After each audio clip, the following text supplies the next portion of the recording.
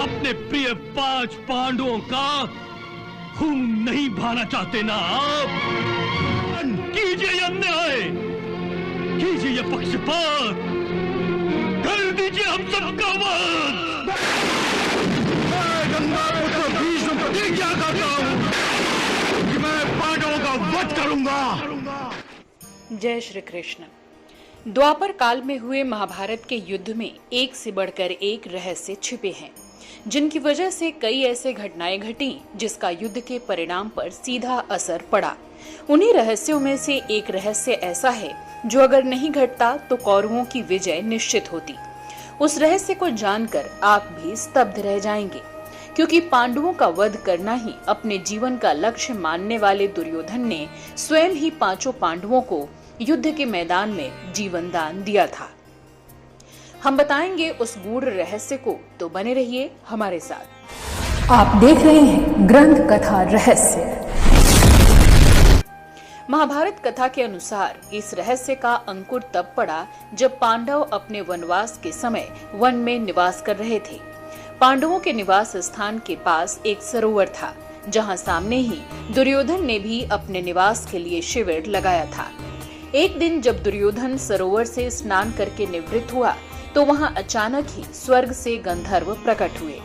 किसी कारणवश गंधर्व राजकुमार और दुर्योधन के बीच युद्ध प्रारंभ हो गया, जिसमें दुर्योधन परास्त हो गया और गंधर्व राजकुमार ने दुर्योधन को बंदी बना लिया। तब पांडु पुत्र अर्जुन अपने बड़े भाई युधिष्ठिर के कहने पर गंधर्व राजकुमार से युद्ध कर उन्हें परास्त करके दुर्योधन को मुक्त कराया। इस पर दुर्योधन बहुत लज्जित हुआ, किंतु अर्जुन के प्रति अपनी कृतज्ञता व्यक्त करते हुए दुर्योधन ने अर्जुन को वरदान मांगने को कहा। तब अर्जुन ने समय आने पर वरदान मांग लेने की बात कहकर वहां से चले गए।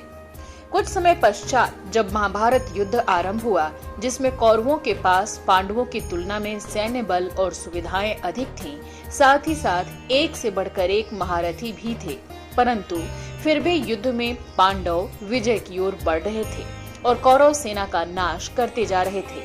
इन परिस्थितियों को देखकर जब दुर्योधन बहुत अधिक विचलित हुआ और अपनी सेना को मार्गदर्शन देने वाले अपने पितामह भीष्म के पास जाकर उन पर ये दोषारोपण करता है कि वो पांडवों से अधिक प्रेम करते हैं और इसी कारण पांडवों के विरुद्ध लड़े जा रहे हैं। इस महाभारत के युद्ध का ठीक प्रकार से संचालन नहीं कर रहे, जिसमें कौरव सेना को हार का सामना करना पड़ रहा है। दुर्योधन की इस प्रकार की बातें और मिथ्या आरोपों को सुनकर पितामह भीष्म क्रोधित हो उठे और वो अपने तुणीन, जिसमें कि बाणों को रखा जाता है, उसमें से 5 स्वर्ण तीर निकालकर कुछ मंत्रों का उच्चारण करके उन्हें अभिमंत्रित करते हुए दुर्योधन से कहते हैं कि कल वो इन्हीं 5 तीरों से 5 पांडवों का वध कर देंगे।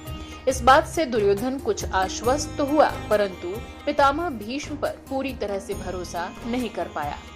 उनसे कहा कि आप ये 5 स्वर्ण तीर मुझे दे दीजिए। आज संपूर्ण रात्रि ये मेरी सुरक्षा में रहेंगे और कल प्रातः काल जब आप युद्ध के लिए प्रस्थान करेंगे तो उस समय मैं ये 5 तीर आपको पांडवों का वध करने के लिए दे दूंगा।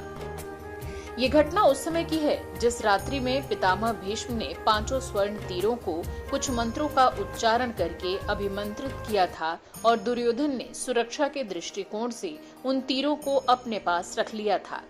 तब भगवान श्री कृष्ण को अपने गुप्तचरों द्वारा इस बात का पता चला और तब वो पांडवों की सुरक्षा के लिए अर्जुन को उस वरदान की याद दिलाते हैं जो दुर्योधन के प्राण बचाने पर उसने मांगने के लिए कहा था। और अर्जुन ने कहा था कि वो उचित समय आने पर अपना वरदान दुर्योधन से मांग लेंगे। भगवान श्री कृष्ण द्वारा इस बात को याद दिलाने पर अर्जुन उसी समय दुर्योधन के पास गए और अपने उस वरदान का स्मरण कराते हुए वरदान स्वरूप उन 5 अभिमंत्रित स्वर्ण तीरों की मांग करते हैं। अर्जुन की ये बात सुनकर दुर्योधन हतप्रभ रह जाता है, परंतु अपने वचन के कारण और क्षत्रिय धर्म का पालन करते हुए वो अभिमंत्रित 5 स्वर्ण तीर अर्जुन को वरदान स्वरूप दे देता है और इस प्रकार पांडवों के प्राणों की रक्षा होती है।